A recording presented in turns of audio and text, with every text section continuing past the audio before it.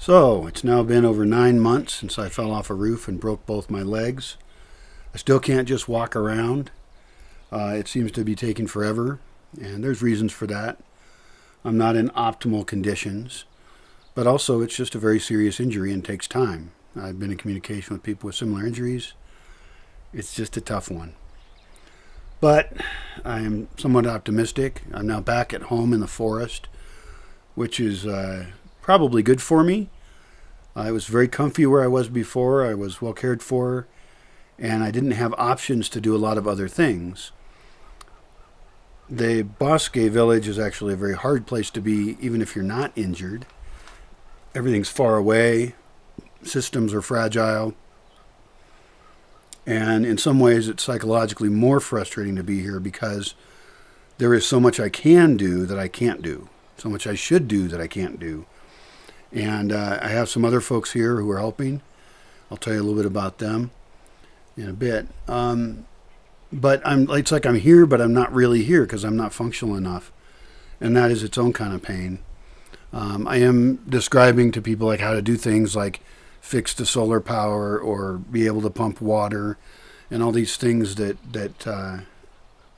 it's I had for a long time the Get Rid of Brian project, where we need to define systems such that they can be maintained without me here.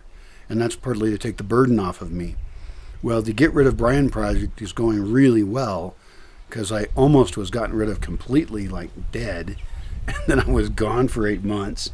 And now I'm still not really functional. And I try and see the upside on these things, and the truth is that's what needs to happen. Is I have to document things and communicate things enough so other people can do them and share the space. So right now I've got somebody down from Oregon. She's been down before, and you'll see her in videos.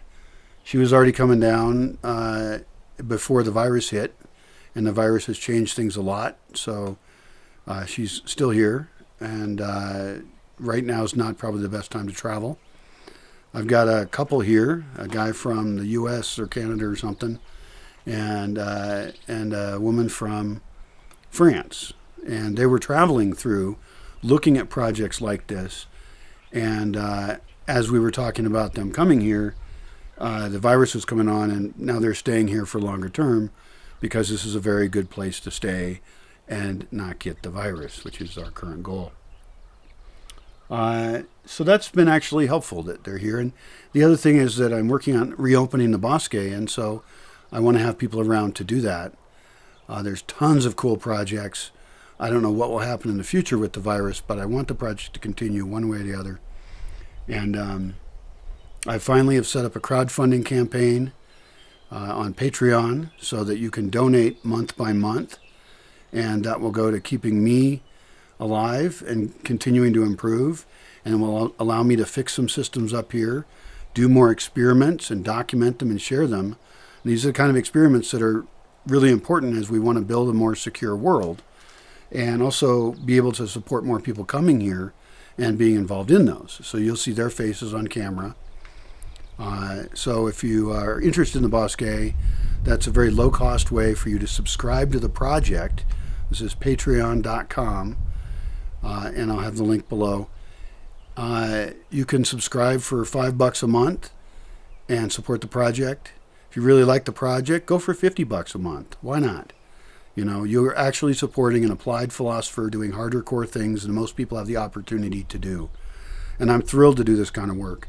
This is the kind of work I was made to do, and that I've worked all my life on having the knowledge, the courage to do this, and the ability to take the pain, because it's not an easy path. But hopefully supporting that kind of thing results in real solutions for the world. There is a lot of greenwashing out there. There's a lot of fake ways that people are saying, oh, we can save civilization this way. We can make sure we can consume more this way. And they want to keep people at the top of the pyramid, which is probably you.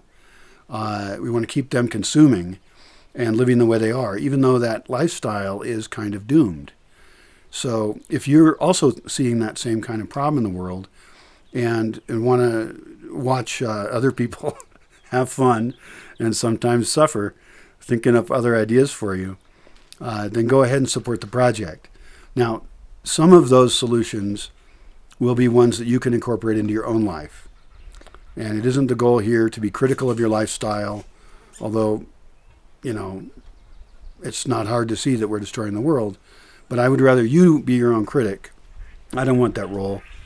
But I'll take on a very hard path of living what other people talk about and sharing that with you, and sharing in a very honest way, sharing even, the things that don't work. Because if we're going to experiment, most of the experiments will result in things that don't work in some sense.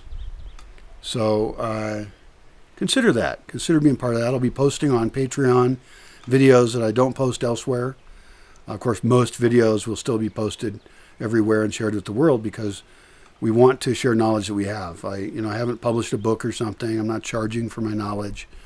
This will be the first time that you can support me over time, and you will get some, kind of maybe behind the scenes stuff. Maybe you get a few crazy rants. I'm not really sure what the secret videos will be, but you can also give feedback on there, and so I'll be able to hear feedback from real supporters, because I do have fairly controversial ideas, and when I post things publicly, of course, on open social media, I get a lot of very negative feedback, and I think that's true of any unusual position you take. So, you can still give me negative feedback. We certainly don't have to agree on everything at all. I don't even agree with me on everything, and but I want you to be part of that game, part of that process, part of that creative thinking. And I'm happy if more people are woken up right now than normal, and thinking about the urgency of finding some stability and security in the world now that we've made the world so very fragile. As we contaminate it, as we build up these fake money systems that we're victims of, as we put people in power who are essentially bullies, and we live as slaves for them. I'd like to break out of that kind of system, and that's difficult to do. You'll have to figure out in your own life how to do it, but I'll try and give you lots of food for thought, and I will try and be amusing for you.